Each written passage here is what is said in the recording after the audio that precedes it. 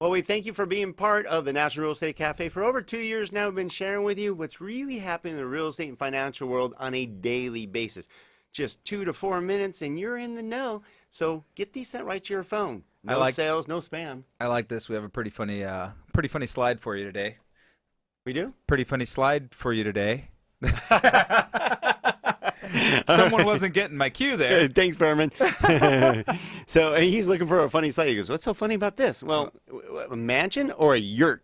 I'm sure there's some stuff in between that we can buy, Don. Yeah, no doubt about it. So what can you afford? What are the parameters that decide? One, there's so many parameters. So if somebody just tells you the expense ratios and debt to income ratios are this, that is not true. There's so many parameters involved with you qualifying that you need, one, to talk to a professional to find out what's best for you. And the thing is, too, is what we always recommend, and granted we are non-bank lenders, but we recommend non-bank lenders because we have the most options. We have 300 plus programs here at Skyline Home Loans, so I could tell you there's a lot of options for you versus when you go to a bank, I don't know what the official number is, but maybe 50, 60, 30. And if they don't have the program that's right for you, they're going to put you in one of theirs. Yeah. So maybe it's not right. So some of the factors are, of course, housing expense ratio, meaning your mortgage payment based on your actual gross income. And they project it to be around 28%, but we've seen it as high as 45 on the this is a front end ratio, so 45, or if you're a veteran, maybe even up to 50 or 60 up on this. We could be very flexible for veterans. No doubt. And then your debt to income, which includes all your debt plus your mortgage payment to your, again, gross income,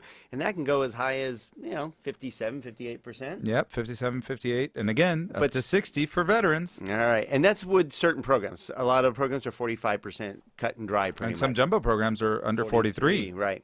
So, and of course we look at your income, and that has to do with whether you're self-employed, self-employed, W-2 income. Do you have multiple corporations? Do you own investment properties? There's that's probably the most challenging part of this business is how to calculate income, and why it's difficult is because each program requires you to do it in a different way. All right. Okay. Your credit, of course, we look at that, but then again, there's different programs that accept your credit differently, and credit can affect your interest rate for certain programs.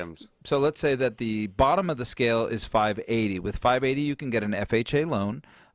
Even with 580, you can get a VA loan. But then as you go up the scale, you start getting kind of better loans a little bit, we'll call them. Mm-hmm. If you get up to 620, then pricing gets a little more normalized, we'll say. And then 680 and so on. And then over 700 obviously gives you the best pricing possible. All right. So current mortgage rates make a big difference. What program you're utilizing. Of course, your down payment, whether it's 0 down for vets, 3.5% down FHA, or 5 or 10% down or more for conventional loans. Okay, so time out. I'm going to go back to interest rate for a second. Let's talk about the total range of interest rates. The total range of interest rates on any given day is approximately 1.5% variance. So you're looking at rates from 3.5% to 5%, depending on your down payment, credit score, programs, etc. Fixed versus ARM and so forth. Yep. So usually about 1.5 spread is top to bottom. So yeah, you might be quoted something by your person that says 4.25, and you said, but I saw 3.5. That could be a totally different scenario. All right. Your down payment makes a big difference, of course, and the type of home, believe it or not. If you're buying a condo versus a single-family residence, that could affect your interest rate. Absolutely, Don. In fact, also on the jumbo lending side, sometimes you need 2 appraisals. Sometimes homes over $2 million have a different interest rate. A lot of different variants. Okay, and finally, we're going to leave with fees and closing costs with mostly a be careful, because the lowest interest rate doesn't always equal the lowest cost. Nope. It's easy to see. Look, if you're focused 100% on the interest rate and not on anything else, you can miss some points maybe that are put in there. Yeah. In fact, when you look at the Freddie Mac national average, the average includes half a point. So when you see that it's 3.875 with a half a point, pay attention to that to make sure you on get the right. newspapers, you'll see the lowest interest rate, and then you look to right, it could be as high as 2 points. So maybe it isn't the best option for you. So make sure you're, again, working with a direct lender is going to give you some great advice. You heard right here in the National Real Estate Cafe. I know this is a long one, but this is great information to get you into home ownership. And reach out to us at don&gino.com.